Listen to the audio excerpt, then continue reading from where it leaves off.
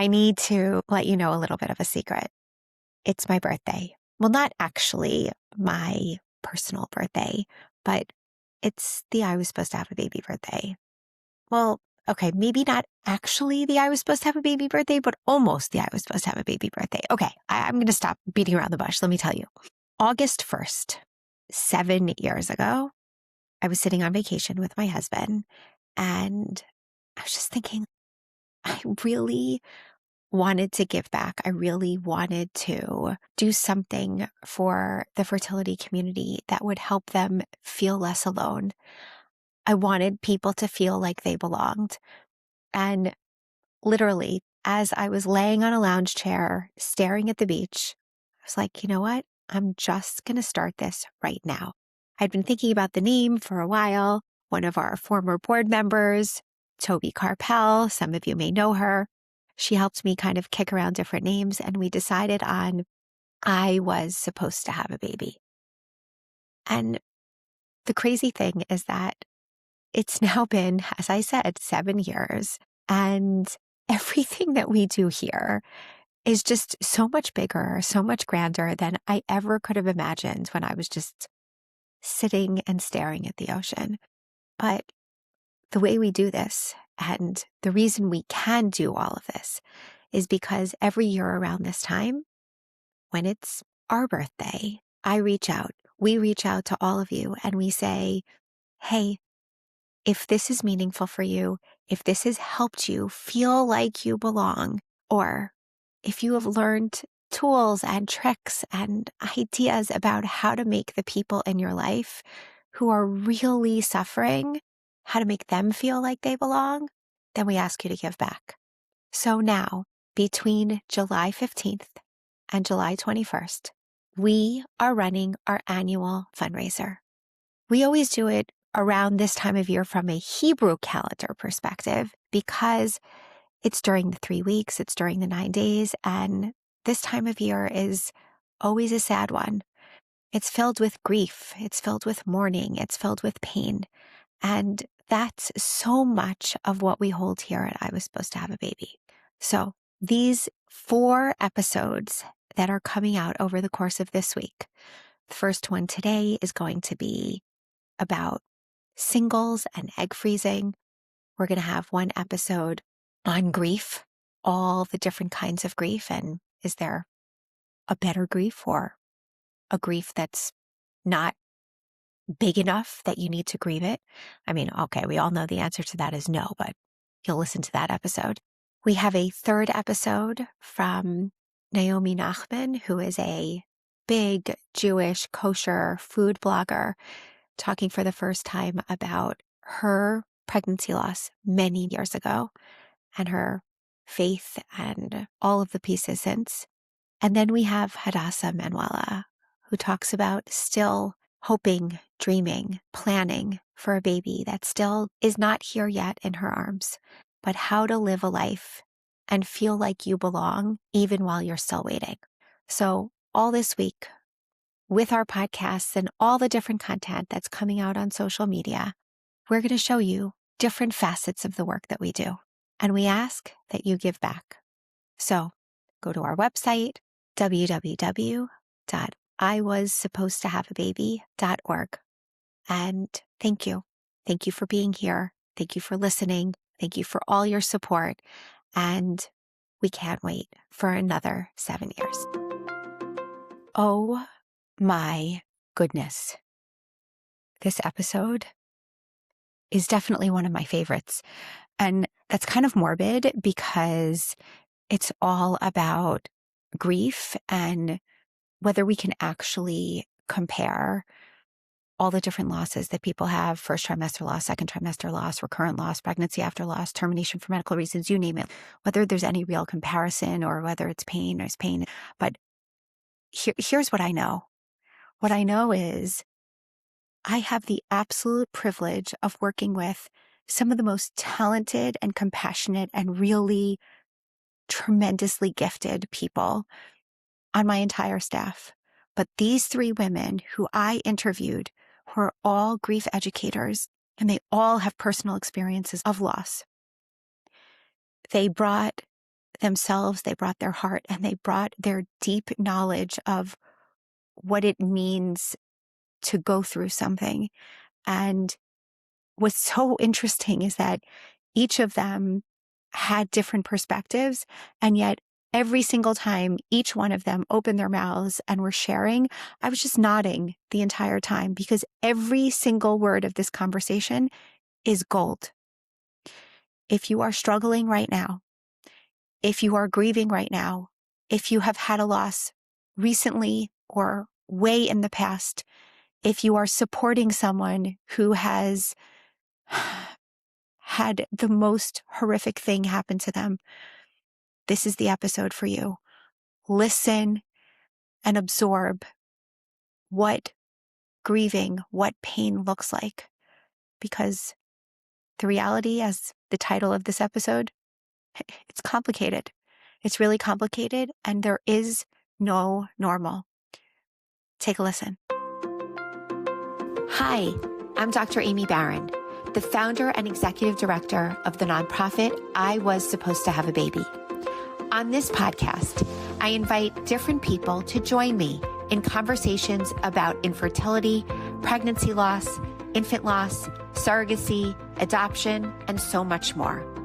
We laugh, we cry, and we challenge the Jewish community to think differently about a topic that has been shrouded in secrecy and shame for so long.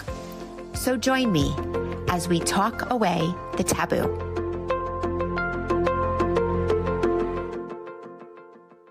All right, so here's the thing about this conversation.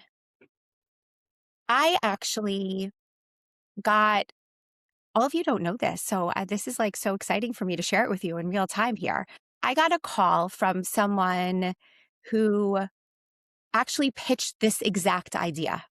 Someone pitched the idea that we should have a substantive conversation about the differences between the different kinds of losses that exist in the fertility space.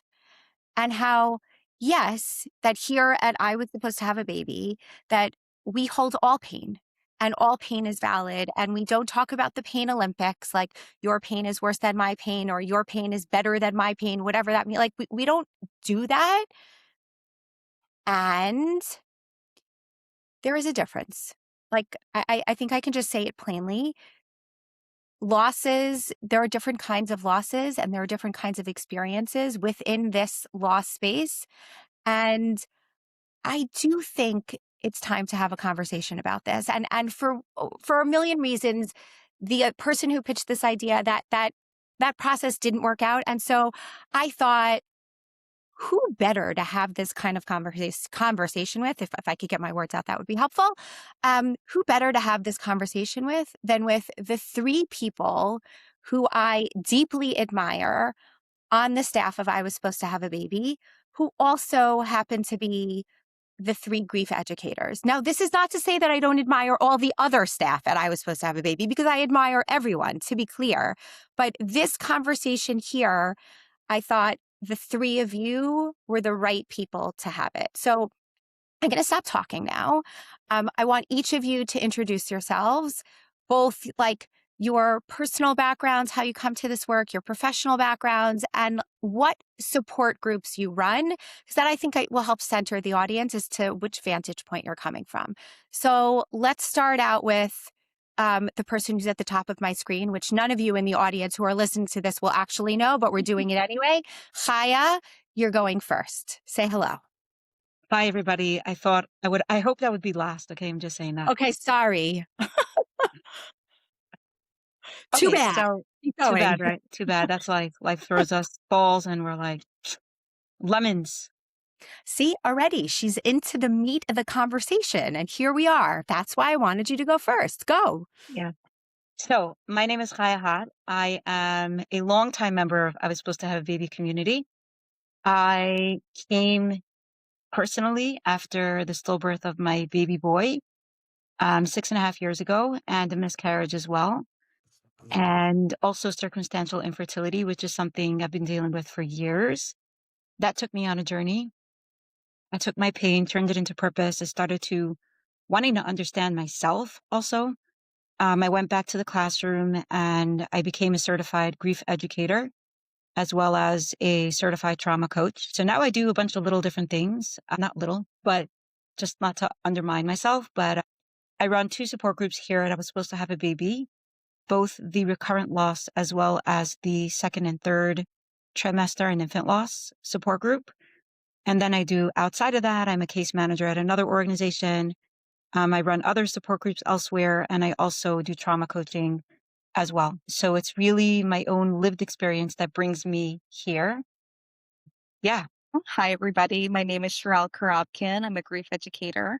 I also came here I was supposed to have a baby shortly after the loss of my son, who was born still at 26 weeks, my son Elan.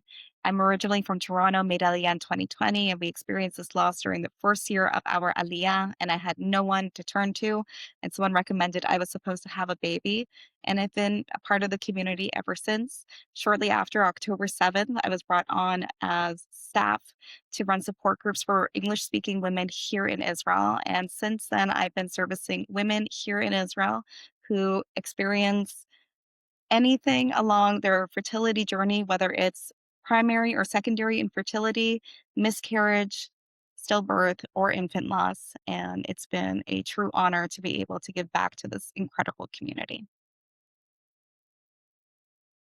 And I will pass it to Talia.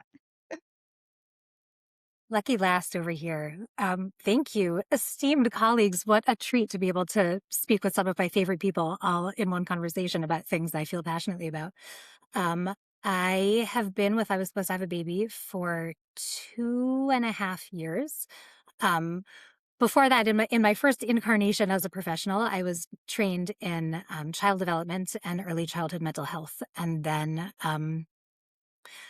kind of shifted into the grief space in 2020 after my best friend died by suicide. And backtracking, I was no stranger to loss. I dealt with infertility many moons ago in a time where there really was no support. And so I just sat and cried by myself and had no idea who to turn to, how to turn to anyone, and it was a heavy load to hold alone.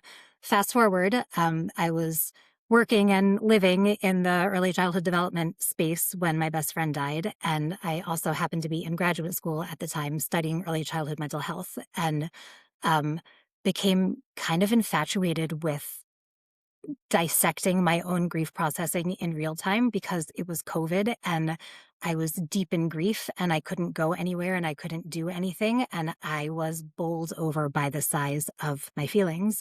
So I had to understand it so that I knew that it was normal and that I wasn't going crazy and that insomnia is a thing and that torrential tears are the norm for some.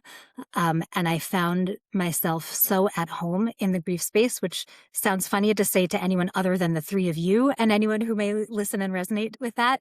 But I felt like I had found my people. And once I had found my people, I could not imagine being anywhere other than in conversation with my people. So I did the inaugural grief educator certification in 2020, 2021, and have stayed on in that community. So I do suicide loss support in that arena. And in the I Was Supposed to Have a Baby realm, I have the privilege of running both the first trimester pregnancy loss group and the termination for medical reasons group.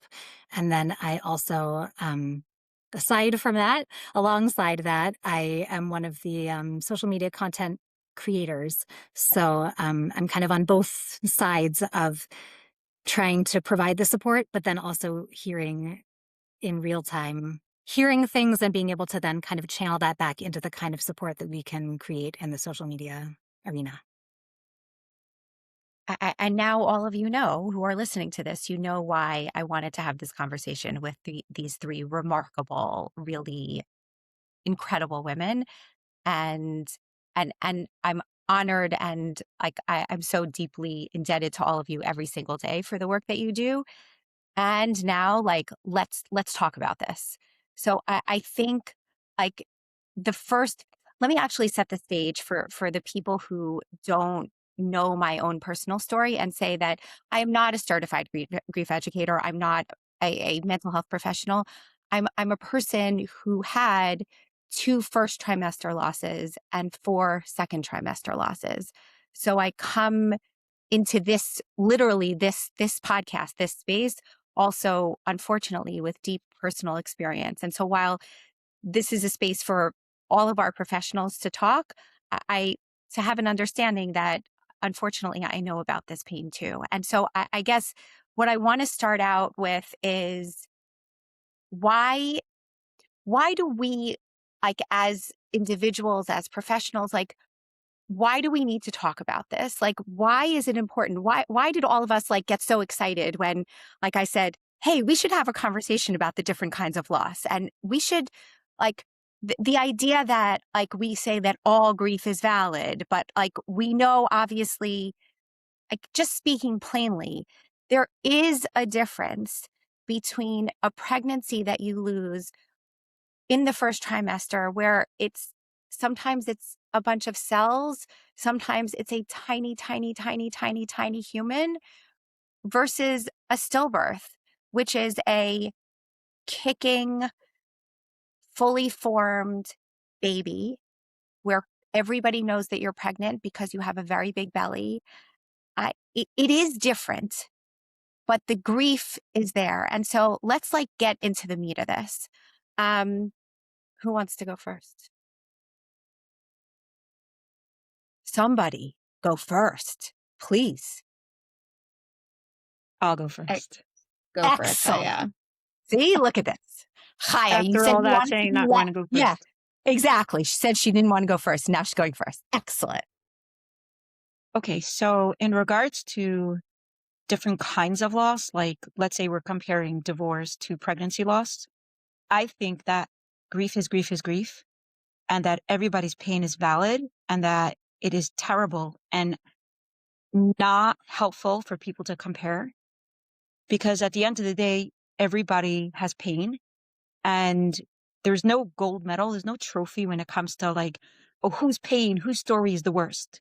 We don't know if someone went through a miscarriage after having 20 of them already, right? We don't know where they're coming from, what else they have been through in their life by the time they got to that miscarriage.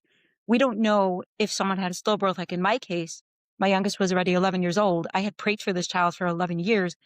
We don't know. We don't know. And I think it's important in this society, especially where there's so much separation and aloneness, to be able to make space and hold space for everybody equally, and not that one person, oh, well, your mother died at 80 years old. Why are you crying? Like, no, loss is loss is loss. And grief is grief is grief. And everybody deserves for their pain to be held in the right space, obviously. Like sometimes don't share your story in front of like someone, baby died at 6 months old and someone says, well, oh, I had a 12-week loss. Don't. It as much as pain is pain is pain, there's also different types of losses, and some of them are know your audience, basically, right? So, in regards to pregnancy loss itself, I do think that there is a difference. At first, I'm going to compare stillbirth to like a baby that dies after birth. A baby that dies after birth, they have pictures. Everybody knew the baby. They have no problem showing people, look what I lost, right? And people understand they lost a child. To me, I consider it like I lost a child. My son has a name. We talk about him every day. We have pictures. He's so part of my family in such a different way. But to me, just yesterday, my niece came over to me. She's 8 years old. She asked me, were you at my baby's breasts a few months ago? And I said, actually, I was not. And she asked me why. I said, because it was the same week as my baby's yard site and I just couldn't do it. And she asked me questions. Was he cute? I was like, of course he was cute. He just looked like the rest of my babies. So I think for society, it's this disenfranchised type of grief where people don't understand. I lost my child that looked like the rest of my children. And I don't have those pictures to be able to show people the pictures that people are comfortable with. So it's like a kind of a grief that's so real. I have the grief of a mother, but yet it's not really recognized. So I think that's very hard. And that's why it's important to talk about it. And then when it comes to miscarriage, even that, right? Like someone might say like, oh, I lost my baby. And then someone else might say, what are you talking about? But to her, it's her baby. From the minute she sees those two pink lines, the minute the couple is expecting that baby or the individual, whoever it is, it's their baby. They're already planning for a due date, a name. looking at maternity clothes, wondering what this, all of that. And it's again, we can't minimize somebody else's pain. And for them, they might think, well, at least by you, everybody knew you were pregnant. You can get validation because you had a big belly. By me, it's so private. No one knows, not even my parents, for example. So I think that is important to talk about it. And at the end of the day, it's very personal. Grief is individual as each in our own fingerprint. And what works for one person, the other person might feel completely differently about. And if you want to talk about it, talk about it. If you don't want to talk about it, don't. Like, give yourself permission to do grief in your own way, but know that everybody's grief is valid, even if you don't understand it. And I forgot what I was going to say, but that's fine.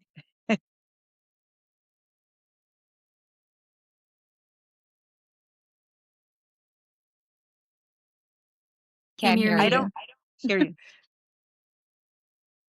It's a great point, actually. It would help if my microphone was on. Don't worry, we'll be editing that part out. There's so much there, Chaya. Like I'm not even going to say anything. I want the two other women. I want Shirel and Talia to respond, and also to add their own pieces into this. Talia, maybe I'm going to come to you.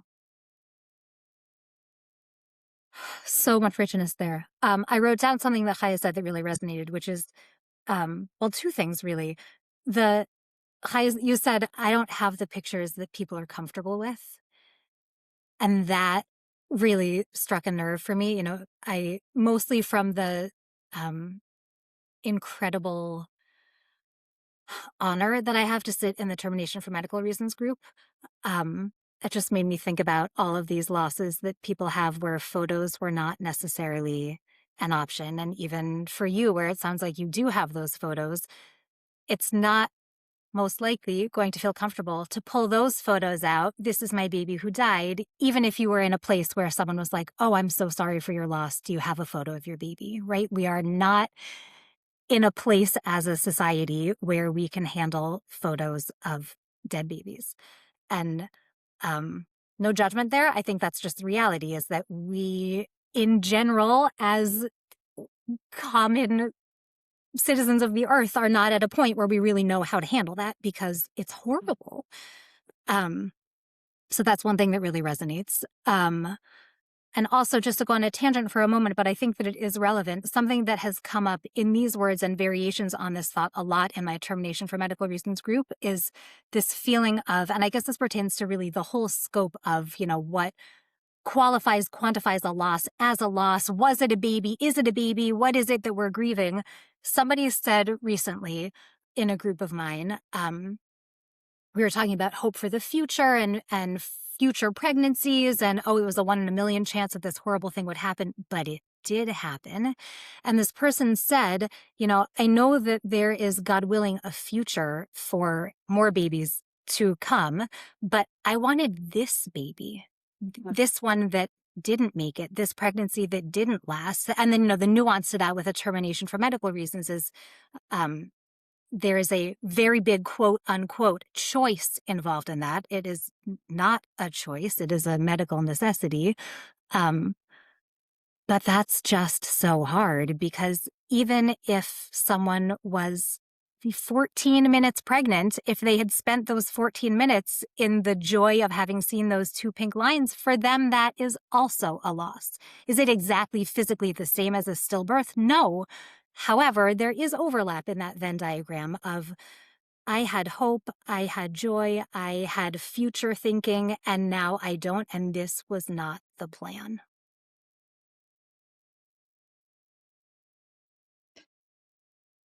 Shirel. So speak for a moment as a peer, someone who experienced 2 different types of losses. As I mentioned, the loss of my son at 26 weeks, and then also a year and a half ago, an early miscarriage that, for lack of better words to use, dragged on for much longer than I was actually pregnant, which was very complicated. And I remember speaking with Amy about this, saying, this is what's going on, this is what's happening. And Amy had said, it's two very different types of losses. And hopefully you're able to take what you know from previous loss in order to know how to sit with this type of grief. But the grief is different because the loss is different. There's a lot of similarities, and I'm sure we'll get more into that during this podcast. But loss is loss. For those of us who did the training for the grief certification, we operate by the definition of grief is any loss that you did not want. I didn't want to lose my baby at 6 weeks. I didn't want to lose my baby at 12 weeks. I didn't want to lose my baby at 26. I didn't want to lose my baby at 6 months or a year. And although we recognize that, yes, they are physically very different, maybe emotionally they are a little bit more different because you got to spend more time with the baby, because you already maybe started buying things for the baby or sharing with others. Nonetheless, the impact is still very, very powerful. And I've had people, when I shared about my miscarriage, I did have people share with me as well, I didn't react as strongly maybe as you did because, it was just a miscarriage. It was just, a clump of cells, or it was fill in the blank. And my question that I would always turn to, and I've used this as well in groups, as well with people in day to day, is were you ever given that space to maybe not have to take on that definition? Where did you take on that idea from, that it was just fill in the blank? Here at I was supposed to have a baby, we know that it's never just a baby, regardless of when that loss took place. And we recognize, yes, they're all different and they all deserve to be seen in their own way. So I'm really happy that we're having this conversation. It makes me think about the idea, just something about what you said, Shirel, about like, why do you think, for all of us, like, why do you think that we as a society sort of minimize first trimester loss?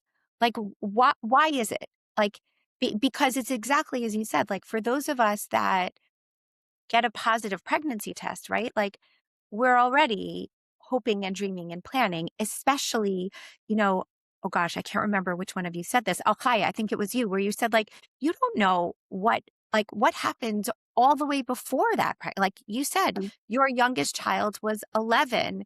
What about, like, for other people, what about maybe there were years of infertility? Maybe there were multiple losses before then. Like, we don't know. So that pregnancy holds so much possibility.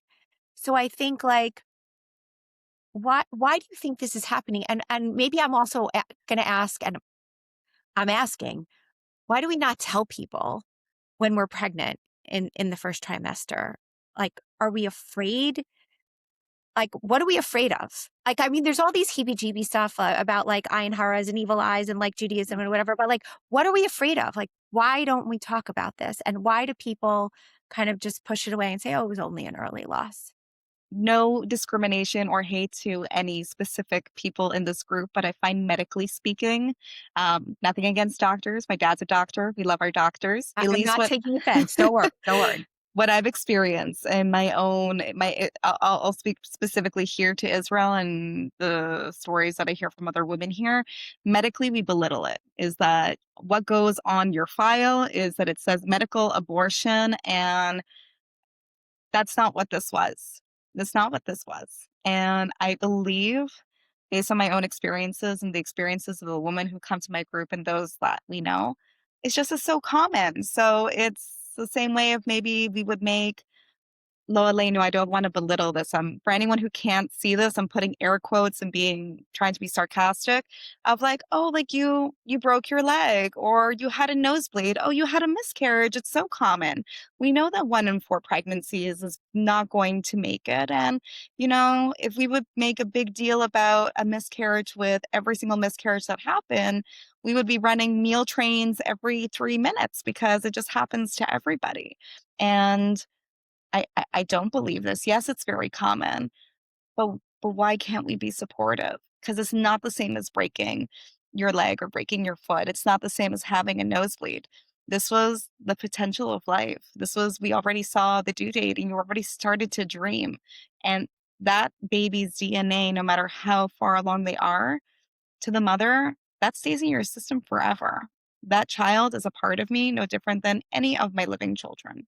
And therefore, that loss deserves to be seen and honored and respected. I believe the same way as any of the other losses that we're going to be speaking about.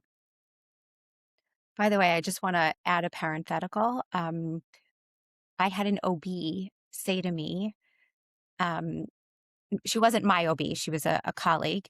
Um, she said to me, why is there so much discussion about miscarriage? Like, why do people always have to talk about it? Like, we know the statistics. Like, we know that 1 in 4 pregnancies end in a loss. When I had a miscarriage, it was no big deal. I knew I was part of a statistic. It was fine. It was like it's just so funny, like as you're like saying about how the medical community and she herself had like internalized that so much that she even like pushed down her feelings about her own loss. It was fascinating to me.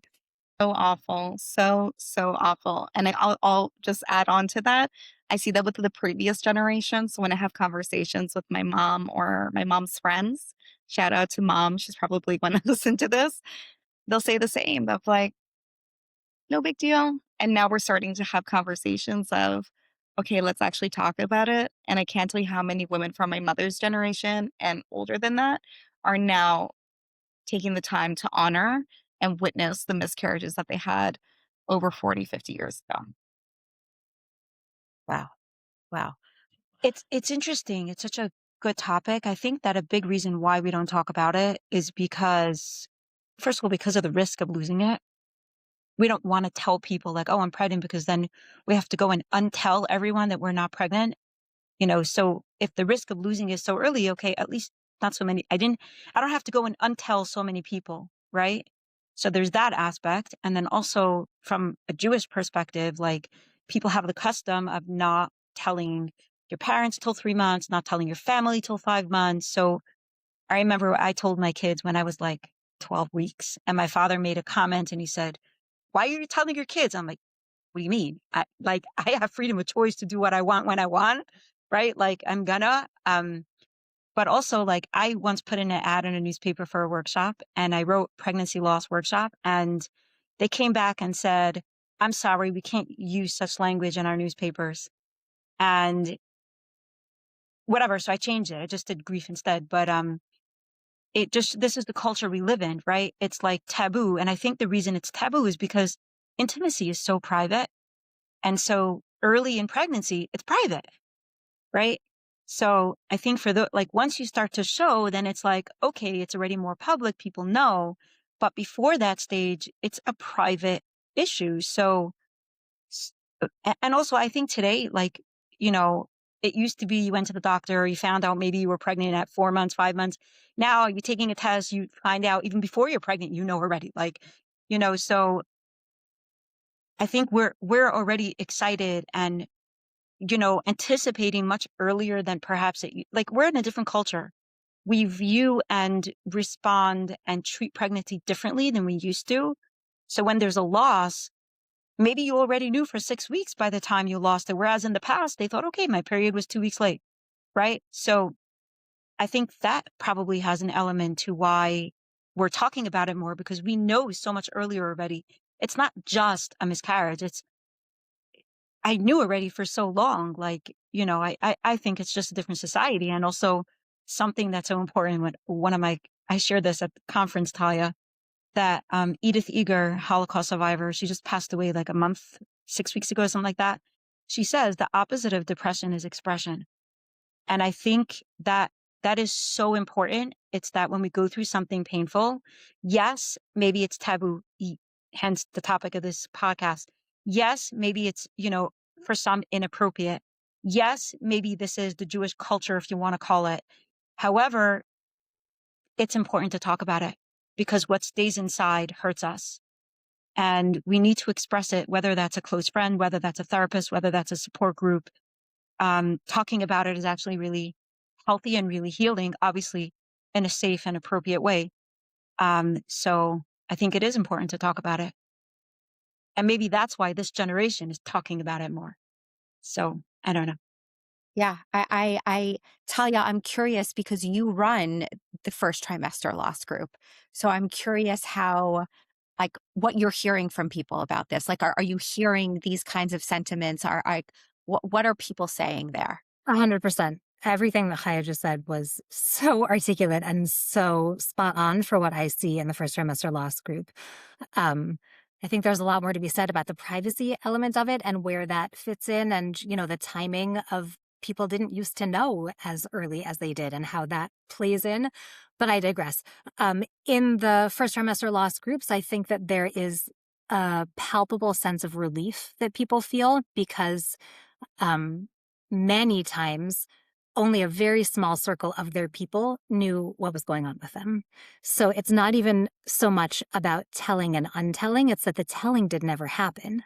So that it's like this insurmountable sequence of hurdles to share something that started out private because it was early pregnancy and then continued to be private because it was a loss. And so then it's to try to get from 0 to 100 with all this lived experience when you're just calling your friend to be like, I haven't spoken to you in a month. What's up? It's a lot of ground to cover, and it's a lot of emotion, and it's a lot of privacy, and we don't always know what we feel when we're in the midst of feeling all the feels. So to find words for all of that can be very challenging. So to sit in a group of other people who are similarly trying to navigate the freshness of, the hopefulness, the excitement, the joy, the disappointment, the despair, the heartache, the loss. And all of that is normal because everyone is telling variations on the same emotional experience. Of course, the details are different.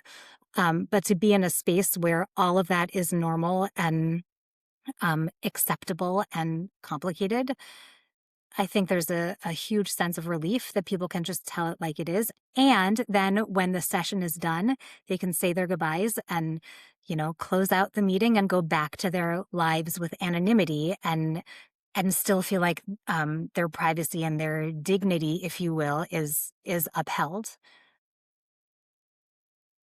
I think that's so powerful. You're right in that there's so much, all of you are, I mean, there's so much privacy there. And I love that analogy of going from 0 to 100 and how do you cover that much ground in such a short period of time when you haven't spoken to, your person or someone in a while. It's and then you also have to give that over to them. And then you want to be held appropriately. And maybe that person doesn't have the capacity, as you're just standing around at the park, you say to someone oh, just want to let you know I had a miscarriage. And they're like, oh, I'm so, wait, but my kid is about to fall off of the swings. There's just no time to actually hold people in the way that you would want to. I mean, I'm giving a lot of people benefit of the doubt here, but so yeah, it speaks to the power of the groups of really the people who really get it because they've been there and they have that safe space to be able to process. Yeah, I want to let's go further and let's talk about later losses and let's talk about I'm going to put sort of can't believe I'm doing this, but I'm going to put second and third trimester losses in the same bucket just for this conversation, in that most of the time, people are already showing. Most of the time, people have already told people in their lives that they're pregnant. They often feel the baby already.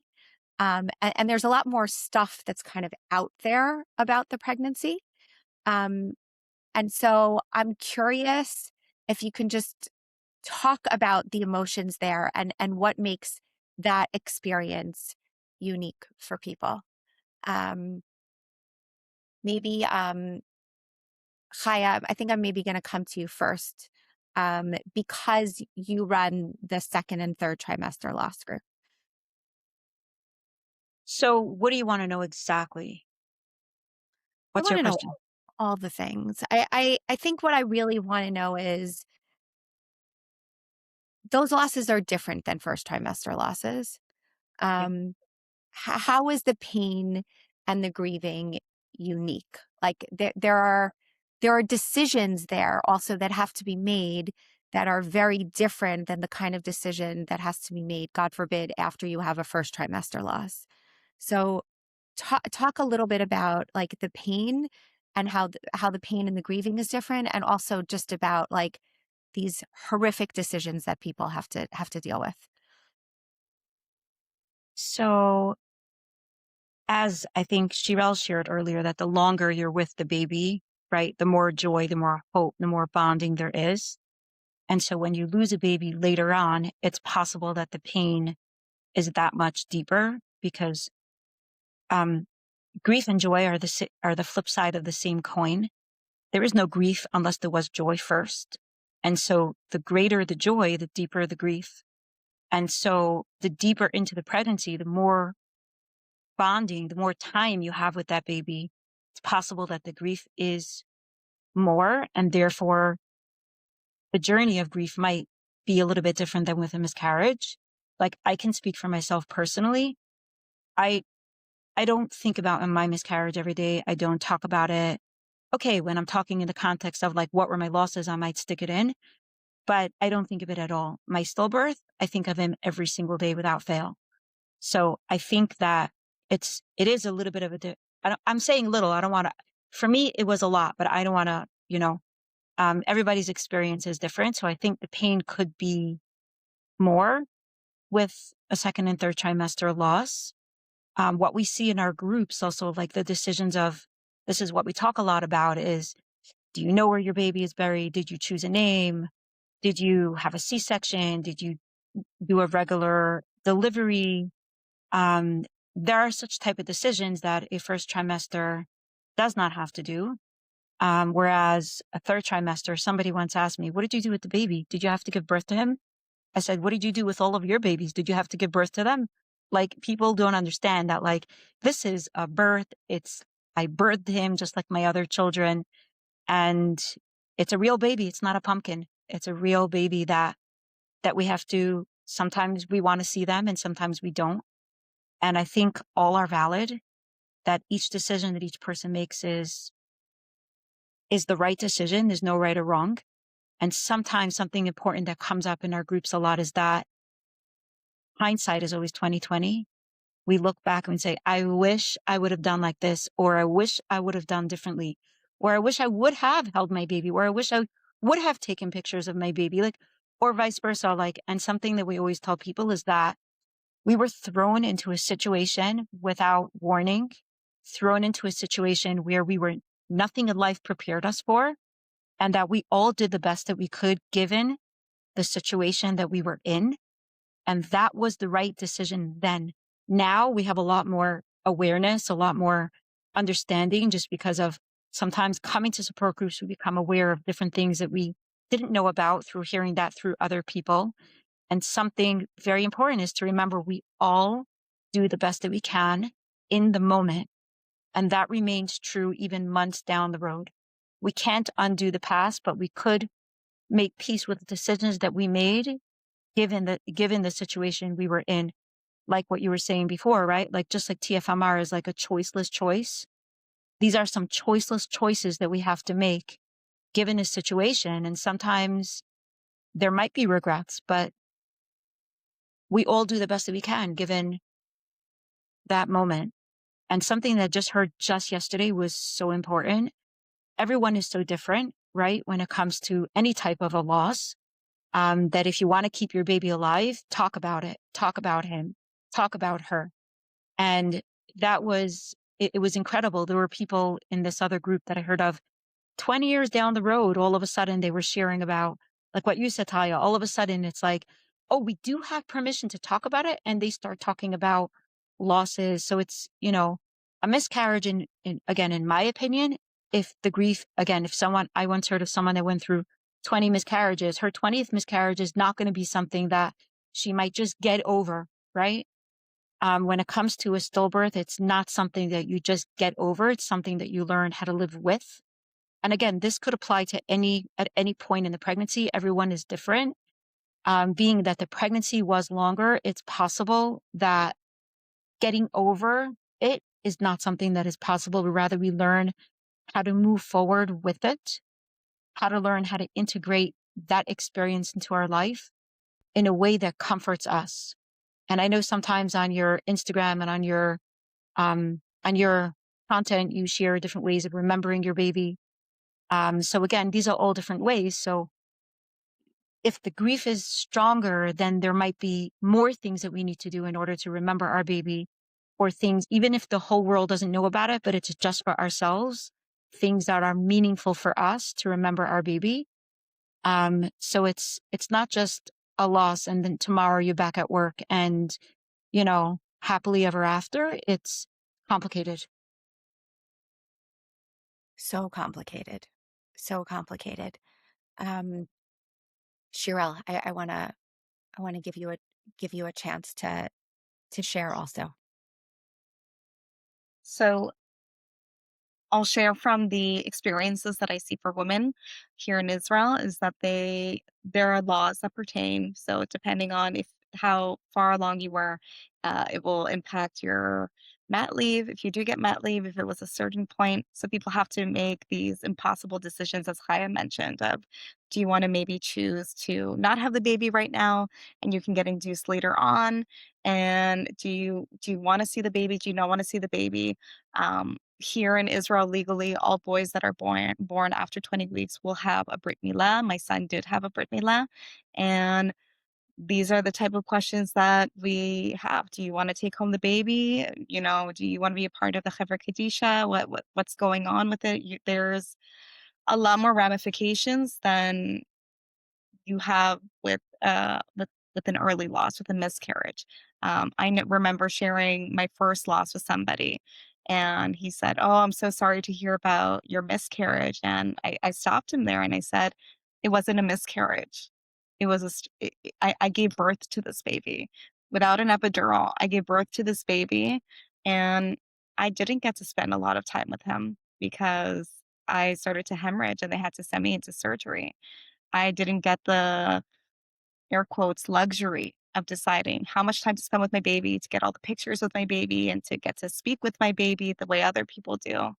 And these are the kind of decisions that come up for people that don't come up necessarily in miscarriage. Beautifully, as Chaya said, I think there are more ways that we can honor and remember the losses that we have in second and third trimester losses. Um, there's something a little bit more tangible. We usually have more ultrasound pictures, maybe. We have invested more time going to appointments, and you're visibly showing you have maybe more memories with that pregnancy, with that baby. No matter how painful those may seem in the moment, I think, as Chaya said, we're able to look back 2020 and maybe remember those. Of course, there was a lot of pain, but there was also just a lot of beauty, and we would maybe give something to step back into that time for a moment just to be a little bit closer to those babies that we don't get to raise in the here and now. I thank you both for sharing about your babies, your sons. It's you know, unless you've been there, right? Like you don't understand. You don't understand because it is period, full stop. It is different than a miscarriage. It is. I'm so glad. I love the way you said that you stopped that person, Shirel, like you immediately stopped him in his tracks. I'm like, no, it wasn't a miscarriage, period. I love that.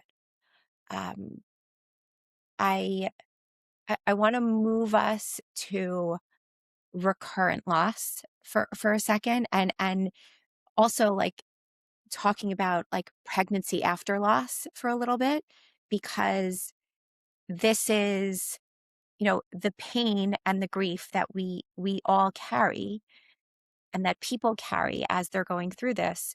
We know, I mean, the two of you are sitting here, you, Chaya and Shirel, are sitting here and you're talking to us about your babies that are still very much a part of your lives.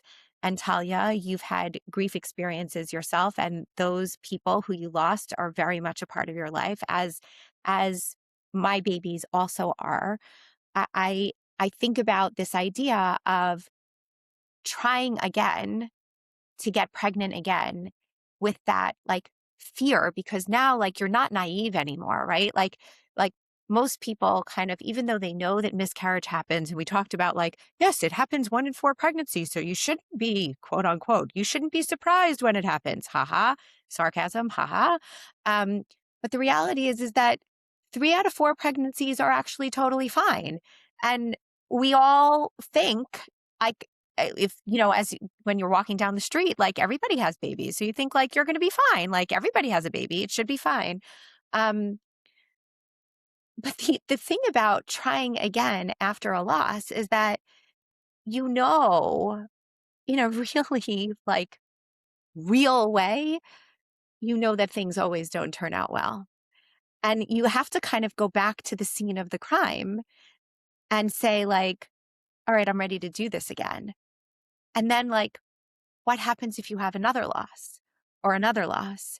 So I'm throwing it to all of you and saying, you've dealt with this yourselves, and also you hold people in this space. How do you hold it? Like what do you tell people? What are these emotions? What do they look like? Talia, I'm going to come to you first. About a year ago, I ran the Pregnancy After Loss group for a number of months because thankfully the regular group leader was on maternity leave. And I had some hesitation running that group, although I was so happy to be there because that, thankfully, is not an experience that I have had. And so Amy gave me a very helpful pep talk and off I went. And what's special and unique about that group is that there is grief and loss, and also hope and future looking has a seat at the table.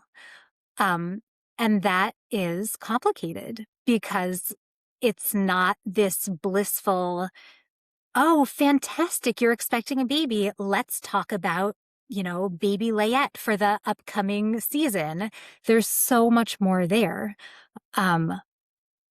So what I heard again and again in that group was, I feel people saying, I feel like the joy and the carefree nature of pregnancy is like that ship has sailed. I will never experience pregnancy as just a hopeful situation was something that I heard a lot of people say month after month after month. And it didn't matter even if they were getting quite close to their due date. It was still this kind of, is the other shoe going to drop? And if so, when? And because people have lived experience of horrible things happening, of living the impossible and the unexpected, then it makes it so much scarier to be in the no man's land, if you will, of trying again or being pregnant again or, reaching the point at which they had never been pregnant. If it was someone who'd had, let's say, a second trimester loss, to reach that point where their other pregnancy ended, and then all of the unknowns of, will they make it to a healthy baby this time? It's complicated. There are a lot of layers. That might be the like biggest understatement of the year. It's complicated. For this episode, it should be called "It's Complicated." That's it. All right, fine. That's we're titling it that. You're on. You're on. Shirel, your thoughts. So I'll speak to the piece about pregnancy after loss. I've had, thank God, given birth to two rainbow babies at this point. And both of those pregnancies after loss were very different. Of course, you're counting down to the milestone dates that you have in your brain that you're like, okay, we passed loss number one and now we pass loss number two. Okay, we can maybe breathe a little bit. But something that I found unique to my situation and as well something that I've encountered in some of the groups that we've had is even when you give birth to your baby, you still can't breathe that sigh of relief. My last rainbow baby, I had at 33 weeks. He was born prematurely and he was in the NICU for, we didn't fully understand what went wrong, why we had given birth early. And it was, as we just said, it was complicated. And my nervous system and my body was, oh shoot, another dead baby that we're going to add to the list. When my water broke, that was my immediate reaction. And so many women that I speak to, they say, Diana, isn't it enough? Is it enough that I had to go through IVF, that I had to work up the courage to get pregnant again and to hold on to that, especially here in Israel, not knowing what your circumstances were going to look like. Were you going to be giving birth on the side of a road because of sirens, or maybe because you would be giving birth in a bomb shelter or, in the parking lot, underground parking lot of a hospital? We didn't know. Was your husband gonna even be home during this time because maybe he was off in Miluim that he was fighting? It's really complicated. So when people talk about trying to get pregnant again after loss, and people will say, just hold on to hope and, you know, pray more, daven more, your emunah is not strong enough, your faith is not strong enough. It's none of that. From those of us who have experienced the reality of what loss looks like, every breath that we take is very scary. Even when we feel that we've crossed the finish line, it's still something very hard to hold. It doesn't mean that hope is not possible to hold on to, but we're going to need something a lot stronger than hope. We're going to need a very strong support system to help to carry us through those moments.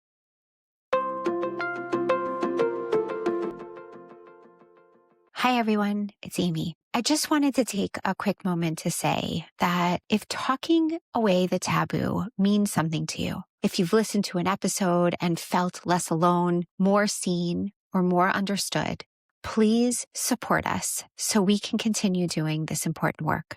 Everything we offer, this podcast, our support groups, our resources, all of them are completely free. And that's intentional, actually, because we never want someone to have to choose between getting help and affording it. But truthfully, we can't do this without your help. So if you're in a position to give even just a little, it really helps keep us going. It helps someone else find the support that they need too. So please donate at iwassupposedtohaveababy.org/donate. It's really easy and it really makes a difference. And from the bottom of my heart, thank you for being part of this community.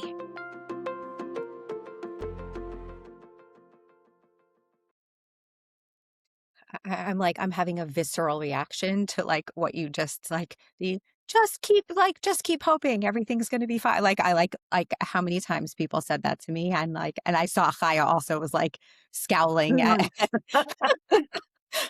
We were both having the same visceral reaction, because people say the craziest things. But we're gonna get there, I promise. But Chaya, I want to come to you. You run the recurrent loss group, and you've also been through, unfortunately, you've had your own share. Your thoughts about all this? So from a personal perspective, when I had my second loss back to back with my stillbirth, after my first, I soaked in all the support that I can get, talked to people all day long. It was COVID-19 lockdown. Nobody was at work anyways. But when I had my recurrent loss, I shut my phone. I didn't want to talk to anyone. It was something so obviously miscarriage and stillbirth is not the same thing. But when this happened to me again, it hit so differently in a way where I had no more hope. And when I couldn't have the hope for myself, it was others that held the hope for me. Because pregnancy after loss is a different ballgame and is not the same thing. People would say, "Oh, what do you worry about? It's going to be good this time." Oh, really? People coming to our groups, you see 2, 3, 4 losses, whether that's in a row or not. And you know that everything is going to be all right. And then people say, "Oh, you don't have enough faith." That's my pet peeve. I want to see you go through recurrent loss and then say that I don't have enough faith. That, like you said, hope is not enough. Faith is not enough. It is not the same ballgame. Like you said, you have to go through that crime scene all over again. Every time they put the probe on your belly, you're waiting to hear those words. There's no heartbeat again. It's horrible. It is not joyful. It's something I don't even know that I could actually put into words, truthfully. And I think that the only thing, obviously there's many ways, but personally and professionally, I think having that support to help you go through it is not optional. It's crucial because we can literally become psychotic. Like, I mean, the nightmares, the anxiety, and again, something that my approach to grief is that this is normal, right? Like what you were saying, Talia, right? The validation that all of this, like I haven't gone crazy. I'm normal. Is that like when you're dealing with people who don't understand, they can look at you like, come on, you don't have enough hope. You don't have enough faith. Like you've gone mad, but no, we haven't gone mad. An abnormal reaction to an abnormal situation is a normal reaction. This is what pregnancy after loss looks like. And it's not pretty. It is crippling, debilitating. And you have to do this for 9 months, not just for a month, for 9 months. It's hard. So I think first of all, normalizing that this is normal. And this is why we have support groups for it, because it's needed. It's not, oh, there's someone who's the odd one out who's going through this. It's the majority of women who are going through this after a loss. It's hard. And also it's important to get help and to get the support that you need, because knowing that you're not alone is super helpful. Knowing like I can voice my fears, I can voice my emotions, and they're not going to look at me like I'm crazy. Like just being able to put that down, like to put it out there and get it out of your head and out, where like it lands softly, where other people understand it, and also where other people resonate with it, I think is huge. And also, like when we come to the group, right, we can hold space for the women when they can't see it for themselves. And to be able to, because like when we're in it, it's like I'm down there in the pit. I can't see outside of it, but I can hold your hand and help you get out of that pit. So coming to a support group, having a doctor who's compassionate is super important as well. A doctor who's not going to care about your emotions or how you feel. Maybe he's not the right fit for pregnancy after loss. And yeah, it's important to like try, like what you say. Sometimes it's like to talk to yourself, to have positive affirmations. Like I'm pregnant today. I'm pregnant today. I can't do tomorrow. I can do today. Barely we can do today. I'm pregnant today. So to do grounding things that help us calm down in the moment, to make it through not all 9 months, but one day at a time, 1 minute at a time, I think is also super important. I sometimes I remember like it wasn't even I'm pregnant today. It was like right now I'm still pregnant. Like right now I still feel a baby kick. Like it was almost like I couldn't even think about the next day. It was just literally that moment. Okay, right now it's still fine. Right now everything is still okay. Yeah, these like all of those different like coping mechanisms and the pieces of getting the support that all of you said, like, I mean, that's why we do this, right? It's also why we're having this conversation, because it's important to normalize it and so that people like they may think they're going crazy, but they're actually not going crazy. This is normal for what this experience is. Um, and so actually I want to like dig deeper into that as we're starting to wind down here. I like all of these different circumstances, like first trimester loss, second trimester loss, third trimester loss, infant loss, recurrent loss, pregnancy after loss. There is an element of grieving and pain in all of it. And I've heard, and I'm sure all of you have also, sometimes people say things like, I don't think I'm doing this in the right way. Like people have told me I'm too sad, I'm grieving too much. I'm still thinking, why am I still thinking about my baby after all of these years? I mean, we've touched on some of this already, but I want to actually like say it very plainly here and have each of you say it. Like, what is normal grief? I can't believe I just said that, but I'm just throwing it to all of you and I'm going to let you take it. Shirel, I'm going to pass it to you first. What is normal grief? Good Lord. Oh man. I think it depends. Everyone's normal unless, God forbid, Lolenu, it's damaging to themselves or dangerous is your normal. So for some people, their normal is crying all the time. And for some people, it's not getting physically emotional about it. For some people, it's sharing it through talk therapy, sharing it via storytelling. And for some people, it's through maybe expressing it through art and through other physical activities. Some people it's through sadness, some people it's through anger. And I don't believe that there's one size fits all for grief. Um, I think the common thread though that we have with these types of briefs that I've seen, not only through my own experience, but the number one thing that I see with women who come to the groups is just looking for permission to miss their babies, wherever that may be, whether that was first loss, second loss, third trimester, infant loss, you name it. That's I think the common thread of I want permission and validation that it's okay that I'm still crying. It's okay that I'm still thinking about my baby 6 months later, 2 years later, 10 years later.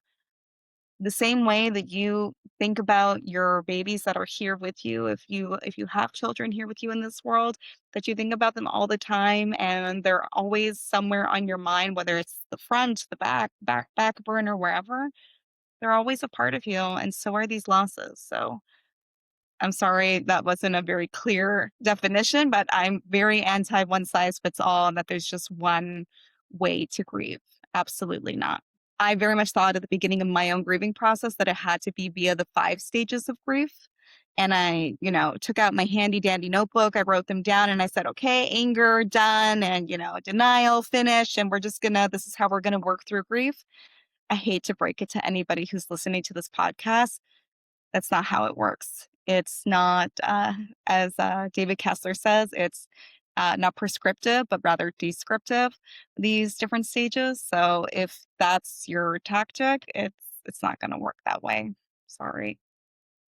By the way, as you started saying, I'm sorry, like those 5 stages of grief don't exist. Like all three of us like started laughing because we all know, like, of course they don't exist, right? Of course. Talia. That makes me think this is a hard one to describe, but podcast listeners, bear with me. There's this kind of U-shaped visual that indicates either the 5 stages of grief, which don't exist, or like a whole list of bullet points of all the things that you may experience going through the grieving process. And, the first square of this image is like, this is what I thought grief would look like. And it just goes down the shape of the U. And then what it actually looks like. And, image 2 is like this garbled mess of back and forth and up and down and zigzag. And right, that's normal grief. That's what grief is like the good, the bad, the ugly, and everything in between. I would say, quote unquote, normal grief is whatever process you go through within reason. Obviously, if it's a mental health issue, then please seek the supports that you need. But barring a mental health emergency, what is normal grief is whatever process a person goes through to get from the initial, this was not my plan place to integrating, but this is what happened. And that can take days, months, years, centuries to be able to have land in a way that doesn't feel abrasive. But from my own lived experience and having listened to countless stories over the years of other people's experiences, there is no getting over. There is no moving on from. It's at least the terminology I use in my own life and work is it's a matter of integrating. And some days that integration may be more graceful than others, but it's a matter of learning how to carry what we've been dealt in a way that that we can handle. And caveat, there will be moments when we feel like we can't handle it, and that's normal too. Yeah, and also being surprised by like you thought you were handling it really well until you right? fell Like, on your face all of and this realized you weren't. right, like there's just like a boulder that like comes out of nowhere. You're like, but I was like doing so well. Like what on earth? What on earth? Yeah. And also getting knocked down by that boulder doesn't mean you aren't doing well. Sometimes we fall down, sometimes we trip, and then we stand up and we dust ourselves off and we keep going. Yeah. Chaya. Wow. We could probably write a book just about like the definition of grief, right? I think there probably are a bunch of books out there There already. are. Probably. There are. But I'm saying just between the four of us here, we could write a book or talk for hours on end. In regards to Elizabeth Kubler-Ross's stages, I like to refer to them as symptoms. In other words, if we're looking at, right, we're going through denial, bargaining, anger, depression, all of these things, we may or may not go through them, but they're symptoms that we have when we're grieving. So I'm angry. It's not a stage. And so when I look at it as symptoms, it's like, okay, I can experience anger today and I can experience anger next month. It's not a stage. It's just emotions or things that what grief may look like for different people and not in linear fashion, right? And also, it doesn't mean you have to experience all of them. Not everybody gets angry when they have a loss. If your 95-year-old grandmother lived a beautiful life and it was expected and this is the way of life, you might be a little bit sad, but there's not going to be necessarily anger there, right? So I like to look at it as that. And I also love what David Kessler, he adds the sixth stage, which is finding meaning, right? For many people, the healing comes from turning their pain into purpose, from volunteering, from doing a memorial, from, donating to a charity, from doing something meaningful in the aftermath of their loved one. And that is what I think is the biggest stage of grief, if you ask me, because that can be a lifetime for people, right? You start an organization and like here we are sitting here today, it can be for the rest of your life, right? So I think that's important to know. And also, speaking back to David Kessler, we learned that while there is no timeline to grief, there are different phases that he talks about that can help us guide us to understand where are we at. Does this look normal or is this considered complicated grief? Do I need outside help, right? If everything is normal, then I could just live the rest of my life like this. But at the end of the day, who wants to suffer their entire life, right? While this is normal, at the end of the day, we want to get to a place where we can stand back up on our 2 feet and we can live a life that is productive, that is healthy, that is, the pain never goes away, fine, but to be able to carry the pain and the joy, to create new joy, to create a new meaningful life where this doesn't dominate our life anymore. So he has 4 stages, four phases. The first one is anticipatory grief. Not everybody talks about this enough, that sometimes, let's say your baby is diagnosed with a condition and you know the baby is not going to make it. You're possibly already grieving before the baby even passed away. And so, right, I'm using that in terms because this is what the conversation is about. So many people. I'm going to add also, just speaking about what Mm, Talia was saying before about termination for medical reasons. I think that's the anticipatory grief comes yeah, in very, very poignantly there. exactly. So there's the anticipatory grief, and then there's the acute grief, which happens right after the loss. That can last from a few weeks to a few months. And then we have early loss, which is up to 2 to 3 years, 2 years.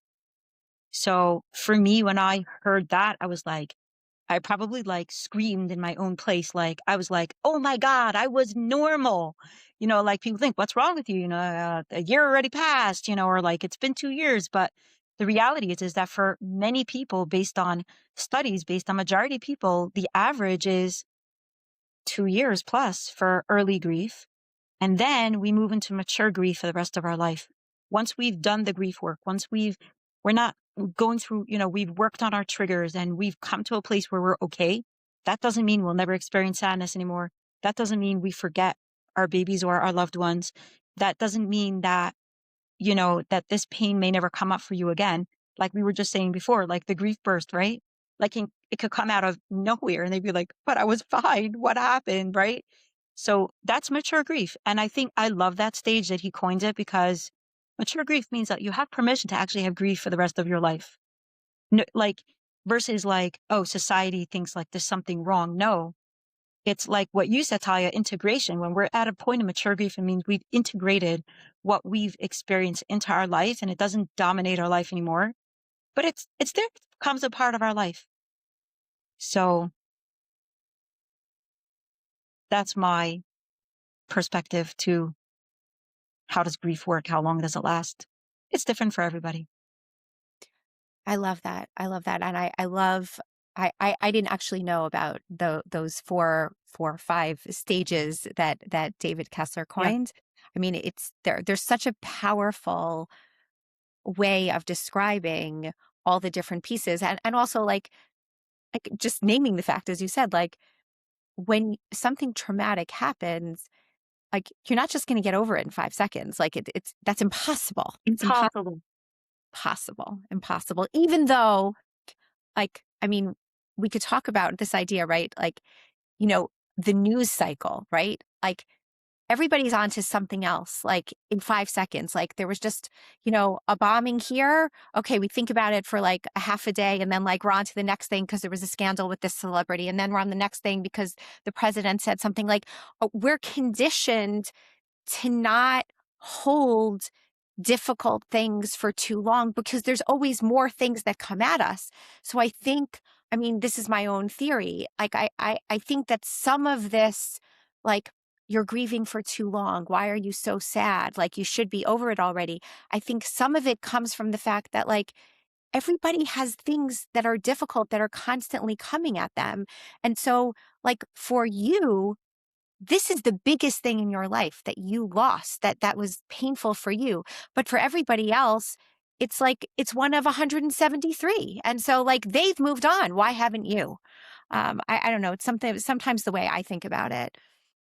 I don't know if that has any relevance, but I want to I want to give each of you time to, like, leave us with closing thoughts, and specifically, like, coming back to the top of this discussion, the title here, which you gave us, Chaya, which is, it's complicated. Like, all loss is loss, all pain is pain, and yet it's complicated. So, like, why does our culture spend so much time trying to rank grief?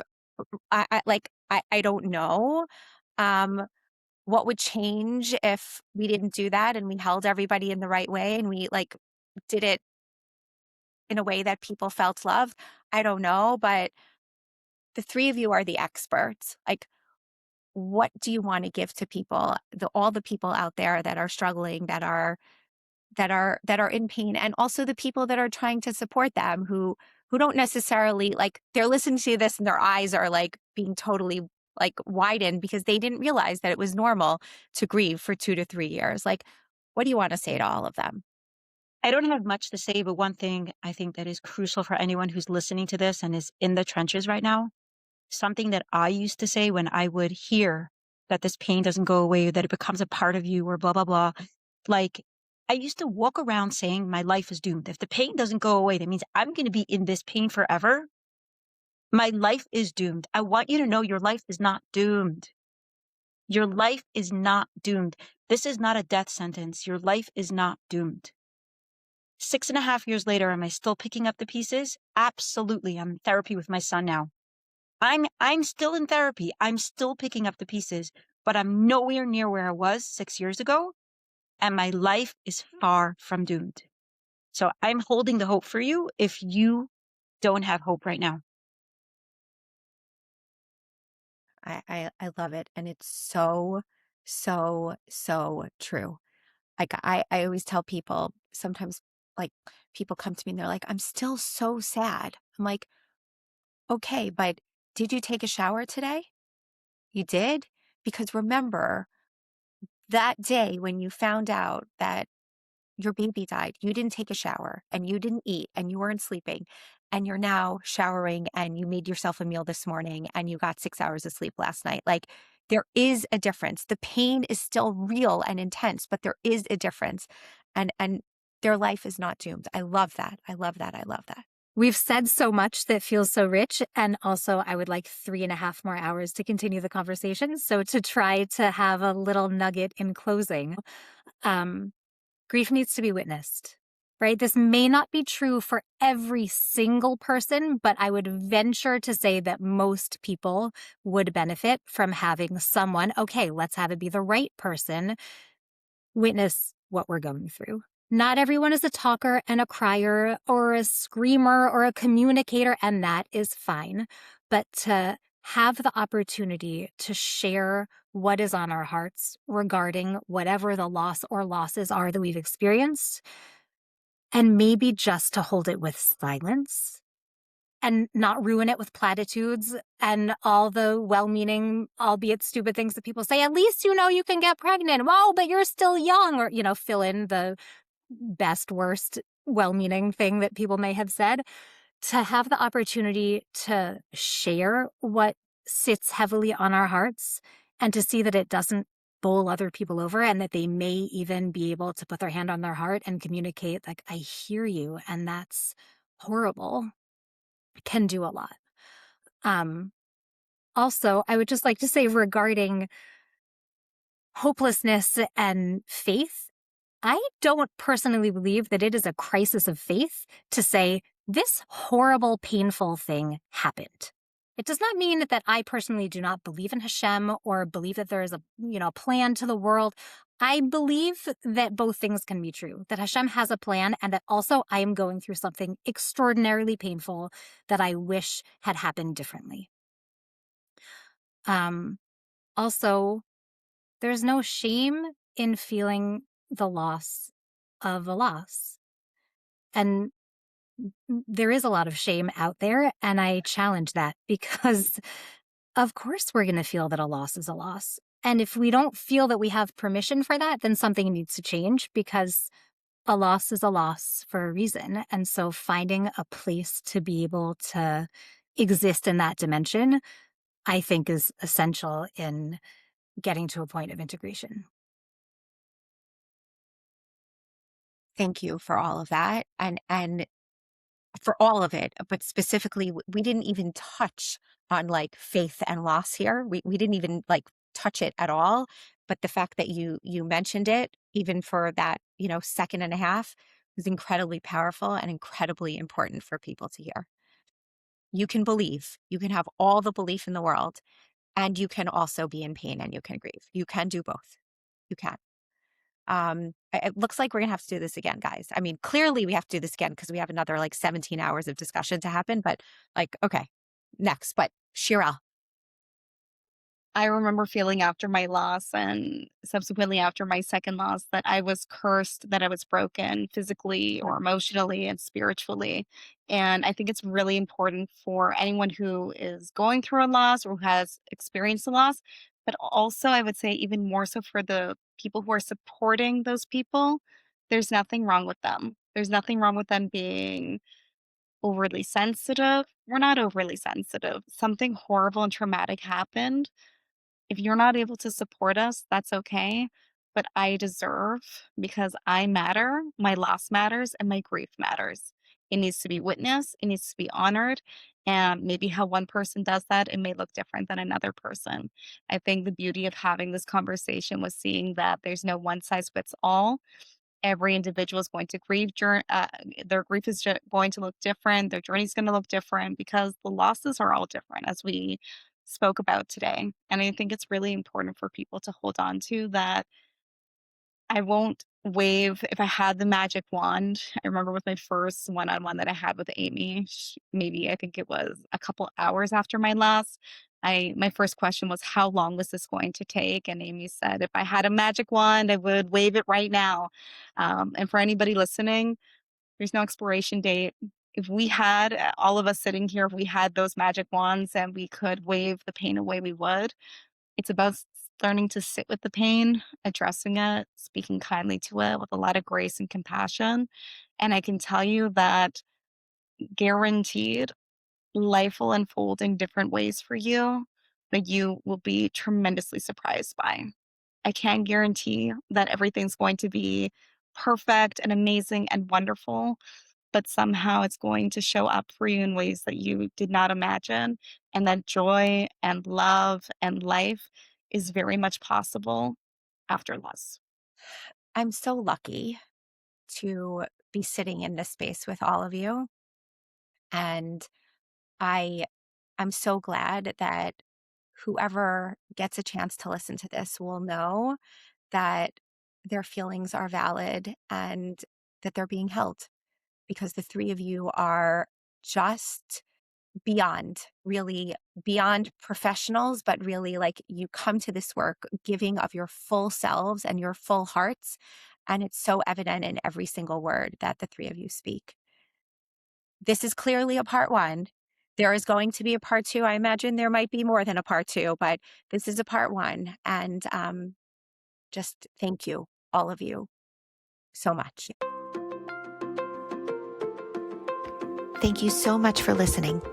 If you have any comments about this episode or would like to suggest a future episode, please reach out at 917-382-0422 or send us an email at info@iwassupposedtohaveababy.org or info@iwsthab.org.